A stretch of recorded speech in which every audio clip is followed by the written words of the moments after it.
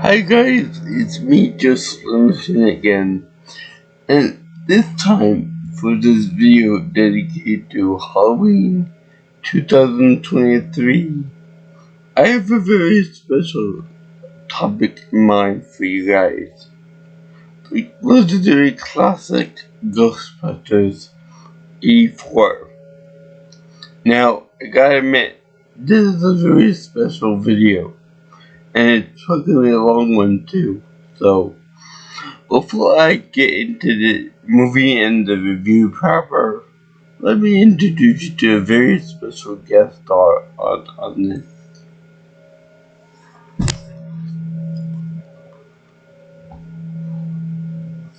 Yep, I decided to give him the seat of honor in this video because he's very special to me, as well as anybody else who enjoyed this movie and franchise, because Mr. Stapleton is a very powerful, is a form of a very powerful deity in this franchise, a demon entity. So, while I talk about this movie, you'll be able to see him in his darling marshmallowness. Anyway, I have to tell you something really funny about this song first, the theme song for Ghostbusters stuff. But yeah, by the way, I should tell you, I won him in a crime machine. Yeah, that one's a pick up prize and dump him in the hole for you. And it was a challenge, I'll admit that. Now, but I got him. My most top prize is Krusty the Clown by in The Simpsons. It cost me $20 to get him, and it was pretty much the same size as that big tub of shit right there. So I'll talk about him one day too. Anyway,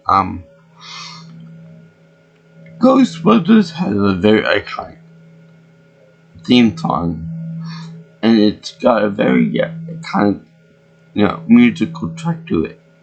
Now, all because the first song is well known throughout the entire world as being the Ghostbusters song. There are several others in it that are memorable, like the Home Office theme, for example, as well as the song that comes to play whenever the ghosts are released into New York City, for example. But I just had a very interesting experience with the Ghostbusters theme song. Now, I go to the gym, if it's obvious stuff as it is, but I go to the gym at times, and I play music on my phone loud whenever I'm in the bathroom stalls. It keeps me, lets me relax a little bit and lets me go easier. Anyway, that's not important. But what is important is that one day I went into the bathroom stall, and I'm over there doing what I have to do, and on a random song generator on my YouTube channel and stuff, Ghostbusters starts playing on the channel there. So as it's playing, I'm like, let's do it. I'm getting to it and stuff like that. And then all of a sudden, one guy next to me in the stall next to mine, starts singing the same song. And then another guy after that starts singing the song. So I got two guys into the stalls singing to the song that did Ghostbusters. And it was the funniest damn thing I ever saw in a bathroom. It was hilarious. And what was even funny was that these two guys were young. They were like maybe 20 years, maybe 25-ish. That age group. So this song came out when my parents got married at 84. That's when the movie came out. I don't know if they actually Ray Parker Jr. Did this before that, but this came out that. So we're talking like somewhere around over 30 years old. The song is it's almost 4 years old now.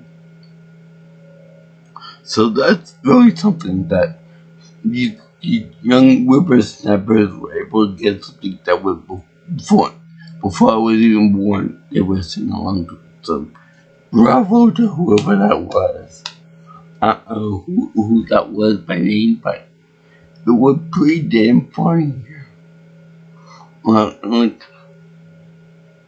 I was laughing my ass off, and luckily it was on the bowl on the throne where it's I could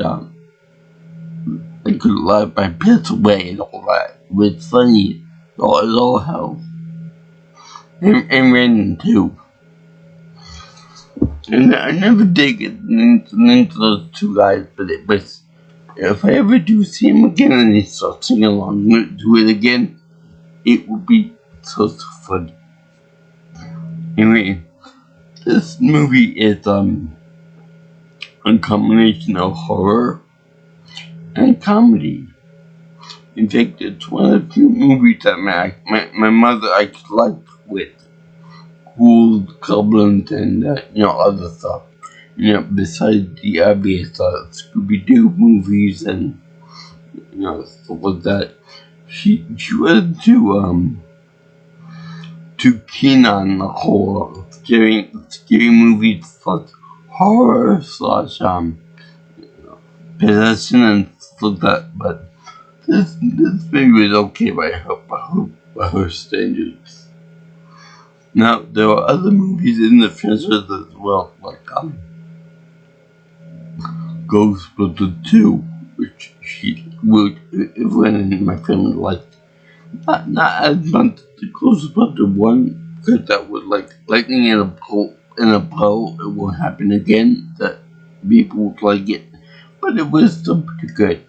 And then we had the black sheep of the family, Ghostbusters 2016, which upon my initial watching of it, I didn't think it was that. I didn't think it was horrible.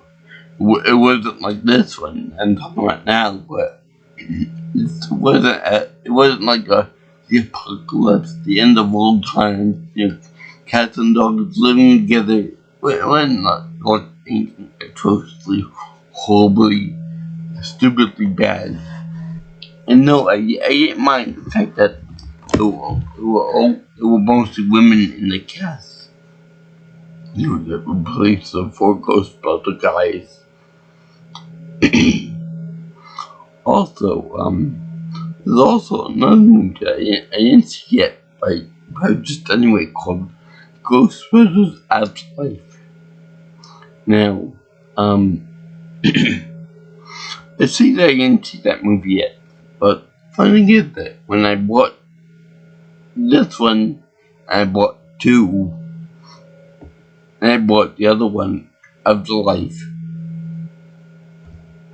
For some reason, they didn't include 2016 in the group with the others.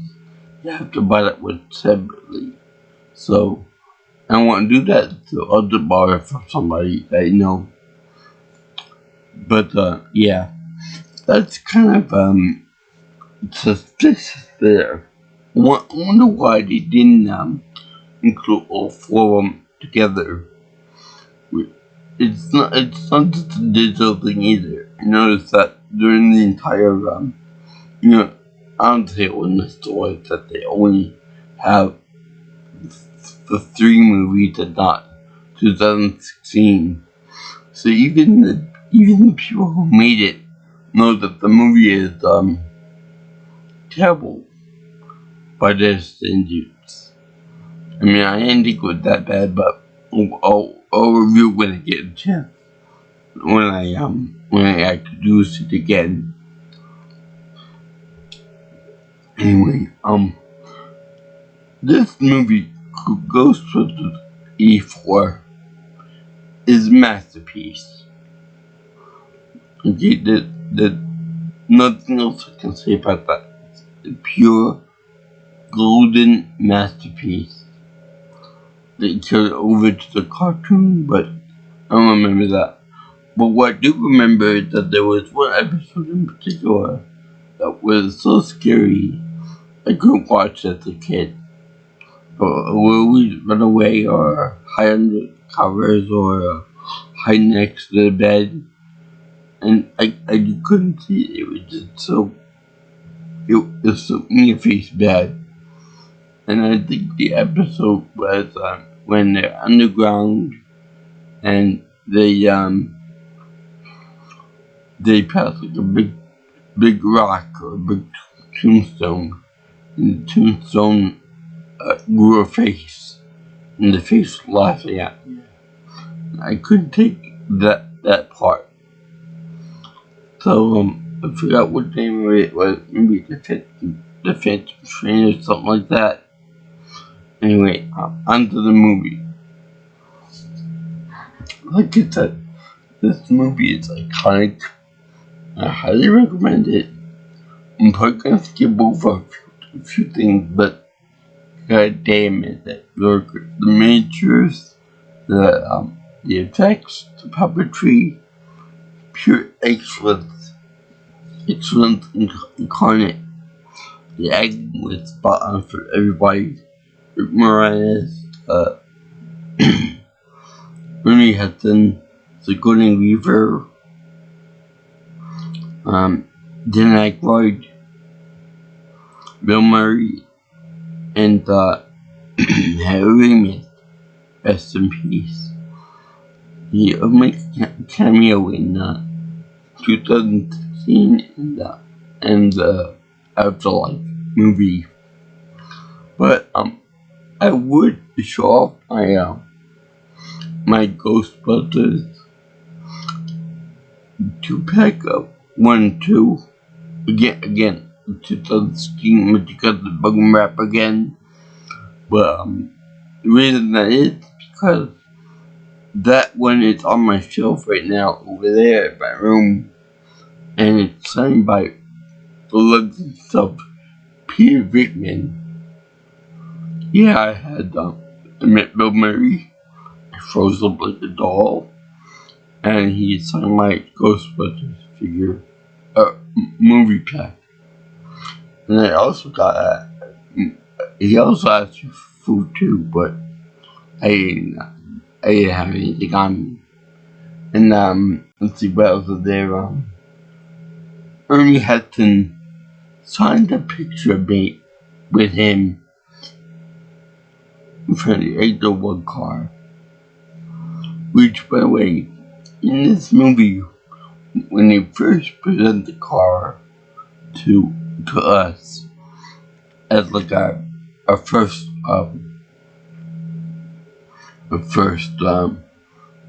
not edition, but first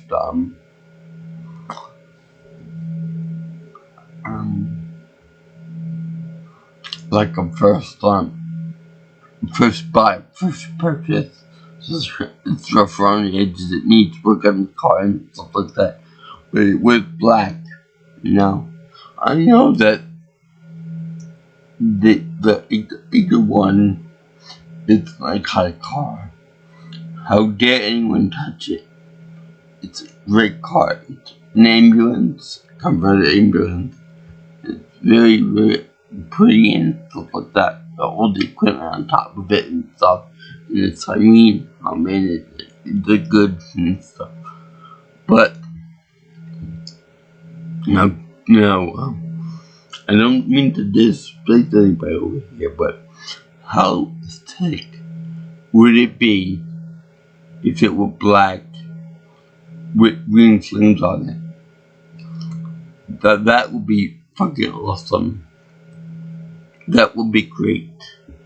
That would be even more iconic and more pretty vehicle for the Ghostbusters to kick some idol plaza.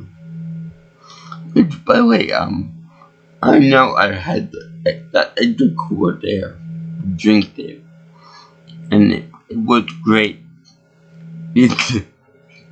When in 2016 they must have copied over the recipe from the actual 80s movie release, and boy was it good. It was sweet little hell, but it was so good. It made my heart warm among my liver and my pancreas too. But anyway, on to the movie itself. This movie is gold. It is pure gold. In the first scene, we see the librarian going about her duties in the library. But in the same vein as an average person would do. And it's the old lead from Ace Ventura, paid detective, Ray Pickle's mother. And she ran into a ghost that's doing like all kinds of stuff to the books and the cartel against stuff like that. This is back before when you had to actually read in the library and you couldn't just get them online or e-books and stuff. You actually had physical books that you had to read. So there, your young whippersnappers, if she gets scared out of the wits, to which you see the Ghostbusters logo in touchscreen. I miss that in movies. I miss the fact that when you had like action or something, and then they could have the touchscreen part of it as part of the actual film itself. Now it's front loaded into the beginning of the movie. But anyway, you see Peter Vickman, played by Bill Murray, and he's testing out paranormal sight vision, clairvoyance, or something like that with 2 kids. Now, we're meant to believe that Peter Vickman is more of a horny little thing, because he tried everything in his power to make the woman seem to be a psychic, whereas the guy that's with her gets shocked, even when he's correct in one instance, whether he has psychic power or whether he's got like guess I can't say, but one thing you will notice is that whenever the guy gets the card right, whenever the guy gets it wrong, he ends up turning around the card and showing the wrong answer. But when the girl answers the card, he ends up not showing the answer and saying that you're right, darling. So he obviously wants her phone number. So I don't think it comes out of it. It's kind of weird to see a professor hit on a student, even if they are at graduate school.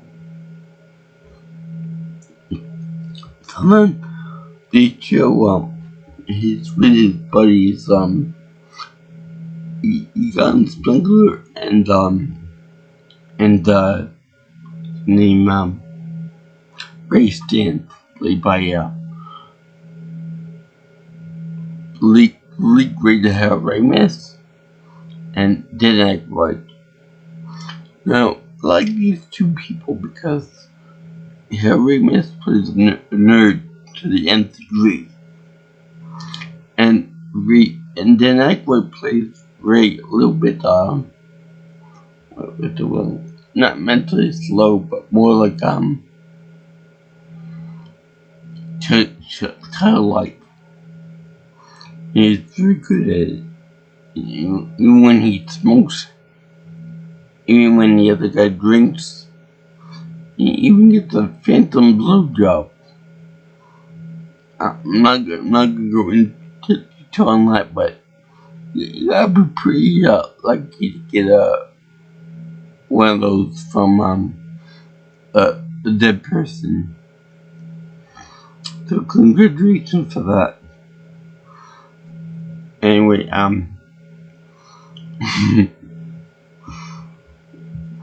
you can tell that those two are like more into their science type stuff with the paranormal, and Vegman's more like the everyday man, and he's more or less like yeah, I've seen that shit, and I'm kind of burnt out by it.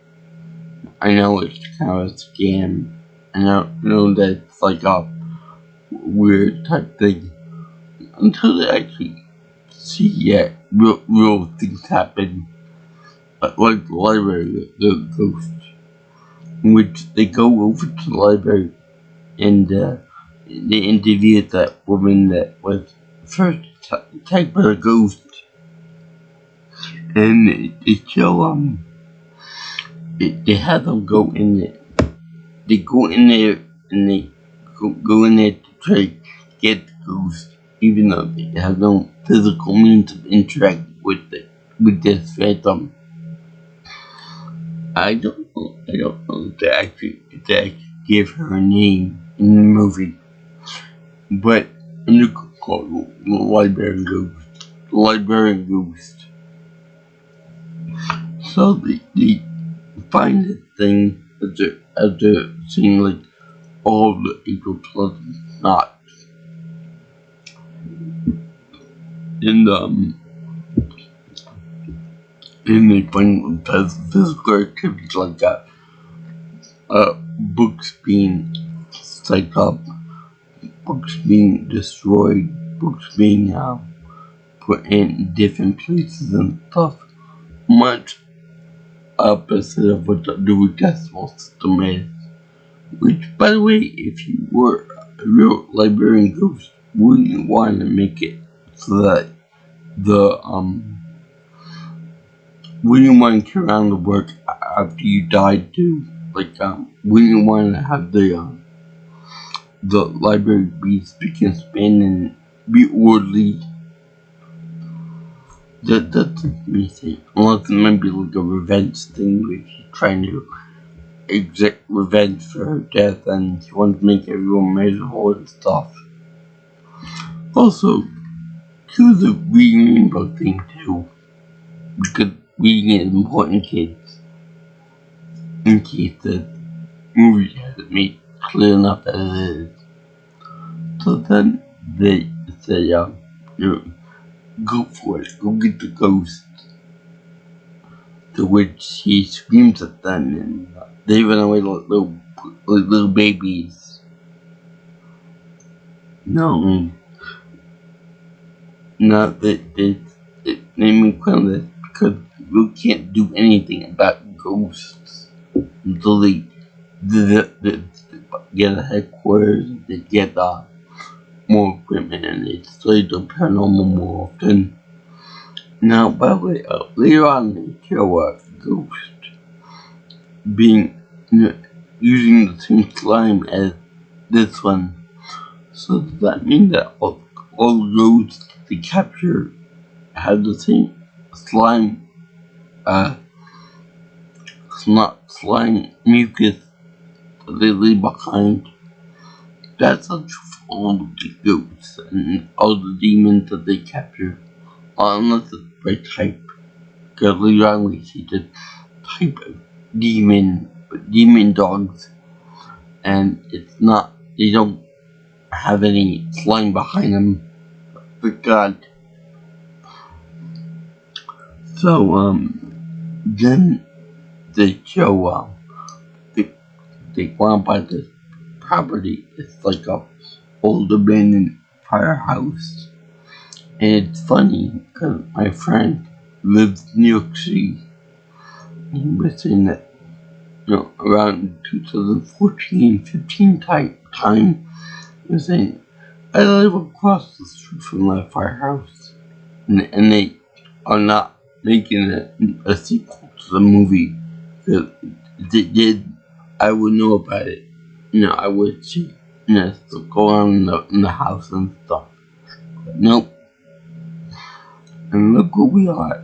We got 4 movies now. And I was right and he was wrong. So there, Sean. Anyway, I like the way Egon is talking with Peter about all the problems with the property, a bad neighborhood. No, there's not enough power, electricity for what they need to do. The rent high, the building to be condemned, etc., etc. But then Ray is over there saying, they got a fire pole. Let's buy this place right now and spend the night here.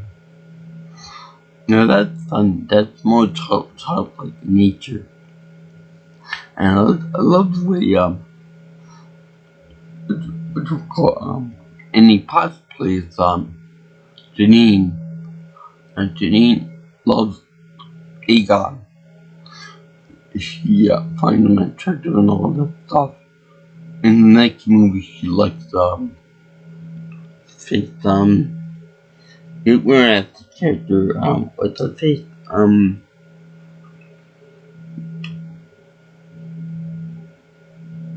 I could think of the name right now, but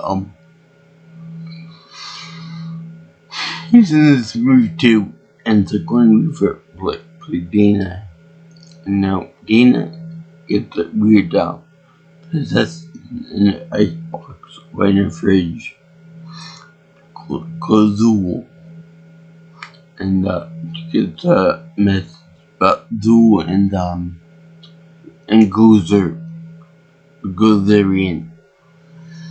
I don't know if these are actual real names like Pazuzu, but it's still kind of nice to be able to reference real demons. I should say real demons, because demons may or may not exist. Anyway, he gets this on them, and later on they make things happen in the apartment. Like, for example, she gets her eggs just pop out of their shells and end up cooking on the surface of a countertop. Kind of funny actually, but whatever.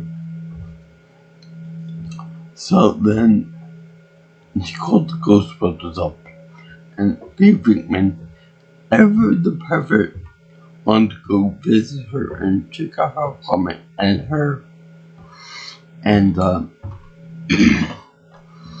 they show like a scene of like a pyramid structure in the icebox, but never happened in the end room. While Peter is there. He's a bit of a sleazeball too, because he always wants to bed her. And but there is some restraint on him when he does when she is live on the movie by Zoe. Believe it, the gatekeeper, a much more powerful bad guy or bad girl. So then they end up he doesn't take her off her, have sex with him, even though that's a big dream. So it's like the opposite of a date rape situation where He said no. Anyway,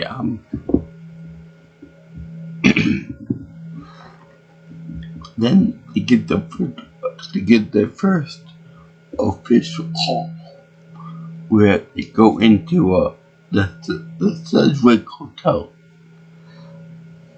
And this is actually really funny, because they have the proton packs, they have their traps set up, and they have their either one or complete. And I like the way they battle and win against supernatural elements like ghosts, demons, and whatever, what have you. And they do it with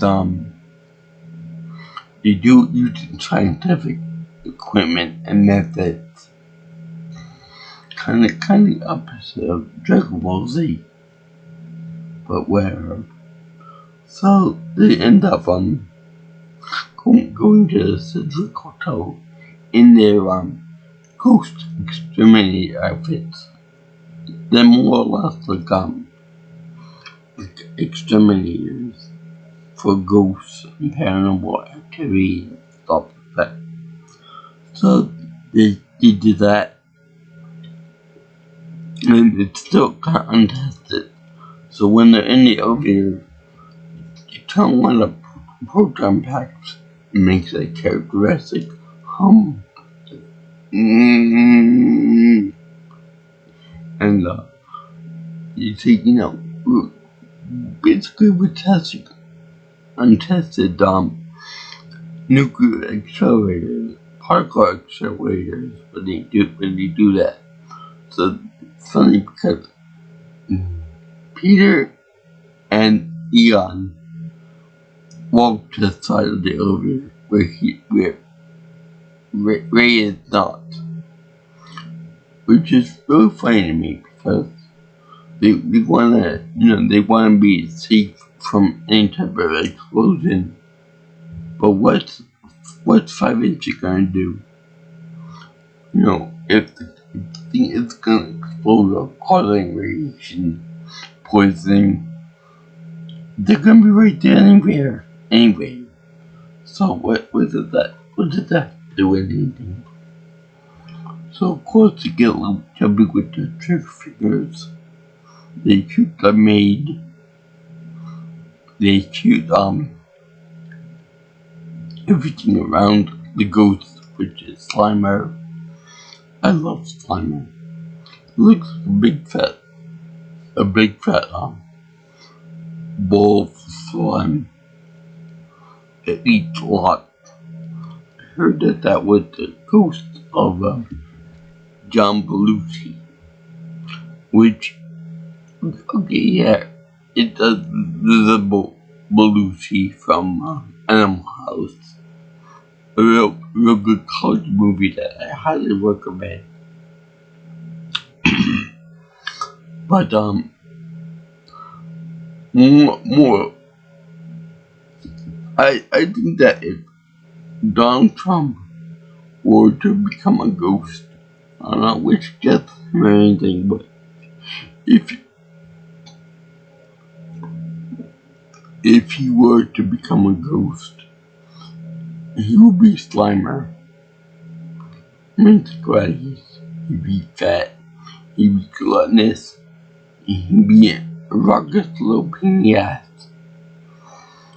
The only difference would be, if that were good ghost of Trump, he'd be orange. He'd be just like that pumpkin behind me over there. That'd be really, really funny if that did come true. But we can't have good things, and they would still be bothering us about the election. But they make a big mess of the Sedgwick Hotel. The dining room is precious because he said, "Don't cross the streams." To which he said, "That's very good safety tip, don't cross the streams. That'd be very, very bad." I'm kind of fuzzy on what bad would be considered. considered considered. So then they actually do trap Slimer as they make a whole mess of the whole room.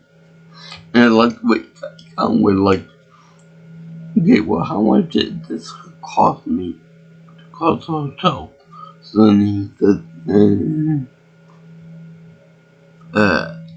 this much. So $4,000 plus $1,000 for the actual entertainment of the beast. And then the guy said, I won't pay it. And I also like the fact that Bill Murray, Pete Bigman, has to do that thing where he tried to hold the sheet from the actual. He pulled the sheet from in front of the table full of dishes and silverware and whatnot. And the only thing that's left off is singing the flowers, even though they have a wide base full of flowers. So the owner of the hotel won't pay the $5,000 for the bill. So he said, we'll put this right back where it belongs, right in the hotel. That makes him want to buy it, want to pay the bill. So they put Slimer in the containment unit, which is like a high power laser grid. Think of it like the grid from Resident Evil, the movie. So I like the way they have these really powerful and nasty ghosts being held by a laser grid, if you will. Now that gets deactivated here, but we'll talk about that when we get to that. So they trap many ghosts over the next few months. They get very popular, and during the course of the movie, we find out that Duel and Vince Clotho are trying gatekeeper and the keymaster for this other big bad guy called Gozer, played by a supermodel of the 80s. So I don't know her name, but she's pretty bad intimidating in here. So go power. So then they eventually break out of their is filling the rooftop of such prison with both demon dogs. Now what's funny to me is that they have the demon dogs on top of the building with the pole to the other dimension with Gruder in it. Now my thing is that if the demon dogs are already up there, why don't they just come together up there in a very physical sense? Why do they even need human hosts? And I find it real funny that they get the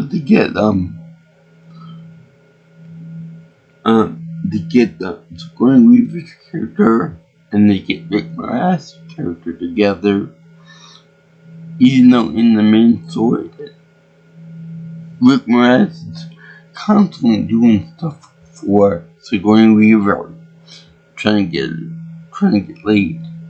So that's real convenient that the demon dogs end up getting those two together. Finally, in the end, what are the odds of that happening? And then what are the odds of of, of them to get together into the close spot to start with. I love the way, by the way, when Vince Clortho captures and possesses Lewis, that's the name, Lewis Tully. Like the way they show him right in front of a fancy restaurant, and then getting attacked by this demon dog, which nobody else sees, by the way. Nobody decided to help out Lewis in the least. So then they show him like turn around like shit. So then it's like he gets dragged down by this creature and then possessed by him. Then it took into an icebox by demon hands, and the chair moves into the fridge. And kind of covers feeling to going river too. But my question is, who wears pants and leggings too? You know, we got leggings on the cold day. So anyway, they get interviewed by the Ghostbusters. Vince Clortho gets involved into it with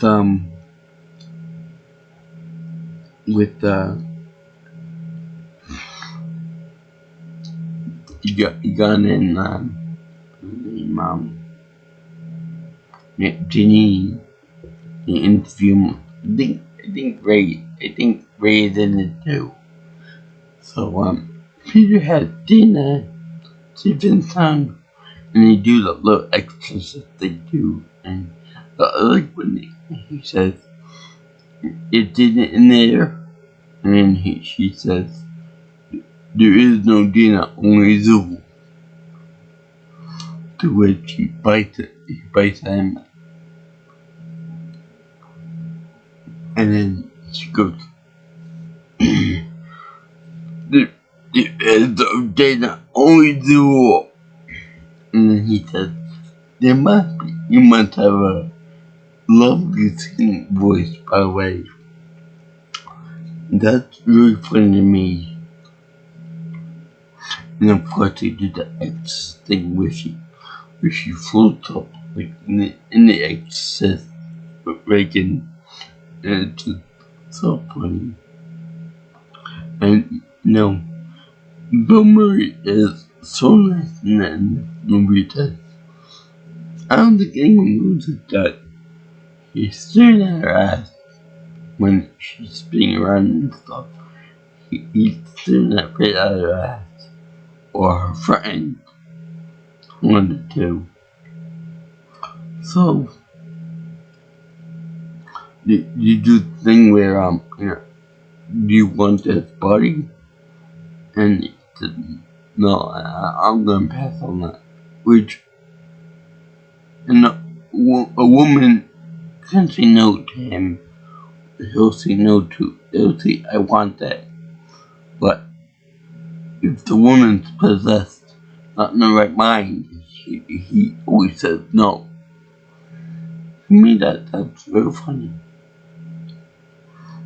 It's like Glenn Quagmire whenever he's always horny, but when Meg is underage, she said, "No, I want to go near that."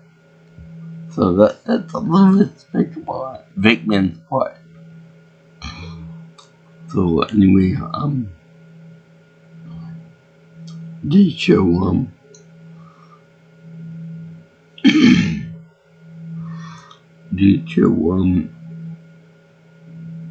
the EPA eventually getting in touch with the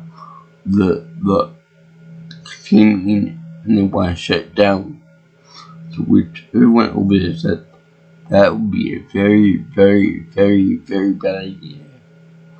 And then it's the normal psychic energy of the city. It's like it's tricky. And then they also say that what we've seen so far, with all the ghosts coming up from everywhere else, was like 35 feet long and I don't know how many pounds.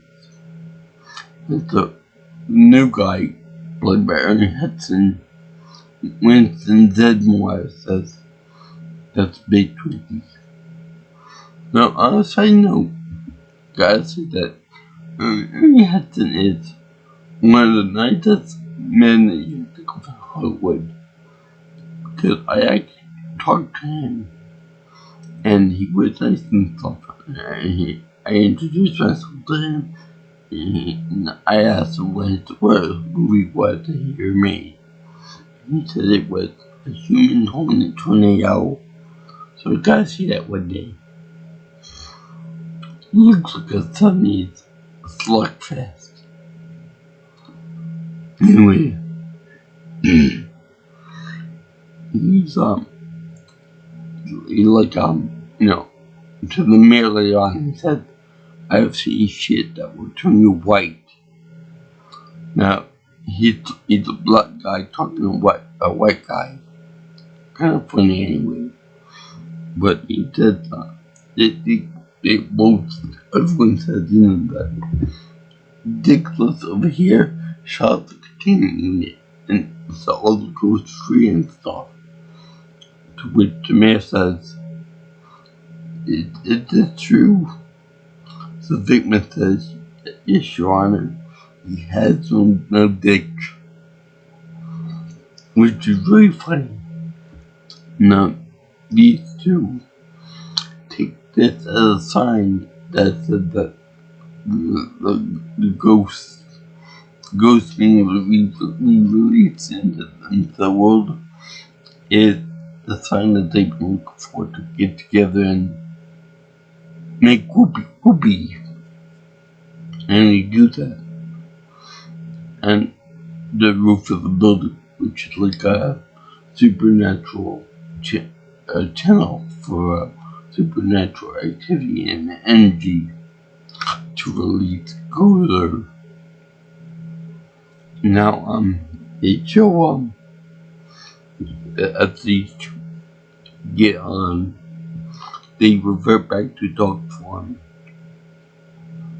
and then they make like a whole big earthquake on the bottom. Now, the earthquake part is a big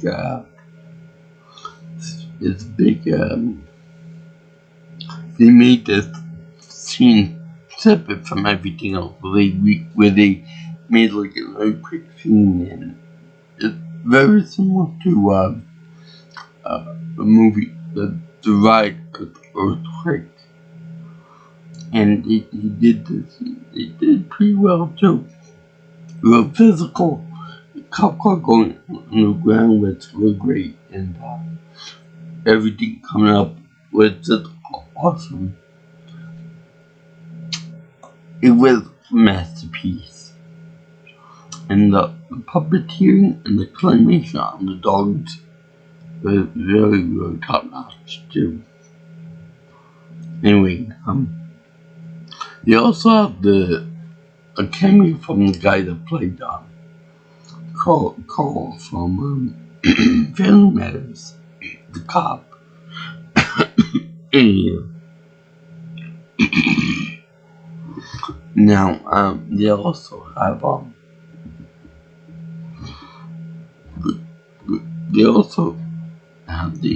a priest talk to the mayor to see about releasing the Ghostbusters because they were charged from the EPA from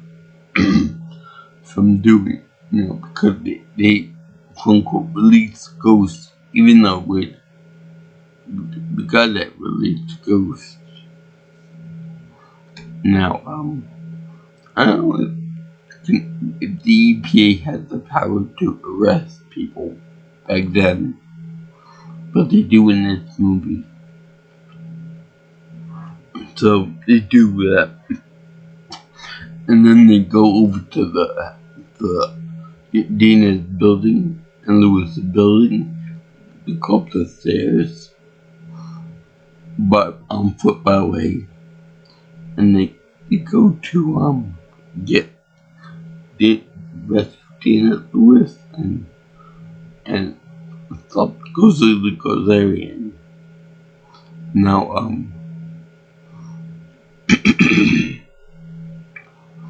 they end up trying to cross the streams, which was bad because of 12 proton reversal, and they meet Gozer, which is a very interesting androgynous female demon, and they say, that whoever you want, she said, after some quick acrobatics, dodging the shot, very quick, like her screen time were like less than 1 minute long, to which she said, okay, choose your form that you want to be destroyed in. And the funny thing is that Peter explained it to everybody, what she meant by that. And she ends up that, if you pick J. Hoover will come out and attack us. To which I wonder, why didn't she pick J. Hoover? That was the first thing that popped into his head. Anyway, so like Dan Aykroyd, Ray picks the big top of shit right here. And he's him stopping around and everything. In the big city and stuff. Now, I think that the idea of a Marshmallow Man is cute. Harmless marshmallows and all that. Although, I would think that Gozer, being an interdimensional demon, would realize the folly about using a marshmallow creature that is weak to fire or extreme heat, going up against 4 guys with proton packs with extreme heat for a weapon. But that's just me. I can't figure that out. So they show him crunching over buildings, throwing shit, and destroying churches. Now, Peter Vickman takes offense to this, where I had no idea that he was religious. So then he said, no, well, nobody crushes church, not in my city. To which they all shoot their proton beams at the creature and set them on fire. To which he puts on like an angry face. I love the way they changed the creature's face to be angry, and then like at the end. So then they also show that everyone fearful and quiet and silent and dumbstruck with seeing a 100-foot Marshmallow Man in the streets of New York. If that were me, I would run the fuck away. Or get a big flamethrower and just get ready for some marshmallow fluff. Oh yeah, by the way, when the ghosts are released, they cause all kind of havoc. Like this one ghost goes to pipe of a taxi and then turns the cab driver into a dead man. So you can see the zombie zooming around with a taxi. Kind of like Yellow Jacket and Twisted Metal Black. They're kind of funny. And you see Slimer come back and eat hot dogs. So then you see all four guys end up trying to shoot this guy, and the flames of the creature blast upwards of the skyrise. And then they end up thinking about shooting inside the pool closet and then make to help. Now, I think that was a good idea, but like the way they say, it's been an honor to serve with you, gentlemen. And they cross the streams and blow the living tar out of the stay up back there. And then they end up rescuing Dana. And I like the way the old green around the statue with Dana in it.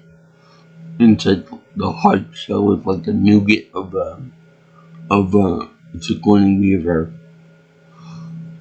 And fuck Lewis. Nobody cares about Lewis because he's a nerd. But they go back to him eventually and they see if he's alright. Now, I don't know if the implies like a relationship between Dana and Peter, because he is a little bit of a pervert. But this movie was actually really, really good. Better than what I remember it being. And if you guys have any more, I thank you for watching this movie with this video by Ghostbusters E4. One of the best movies I've ever seen, and in my top 100 movies. Okay, top 20 movies, okay? Anyway, but if you want to see more of my stuff, if you like my video, you can always subscribe to my channel, hit the like button, share my video, and make a comment on it. Or if you want, you could call me or text me with any more suggestions on my video or any type of any future ideas for future stuff you want to give me. And also at 631-707-3707. And if you want, get me on Twitter or X if you prefer at PMaelstrom_Pro. Also, if you want to email me on my email directly, you can always get me at JJ's viewing channel at gmail.com. So I salute anyone that likes this movie, anyone that likes the franchise, etc., etc. So aloha guys, and I'll see you when I review the next Ghostbusters movie, which will probably be next year. So aloha again.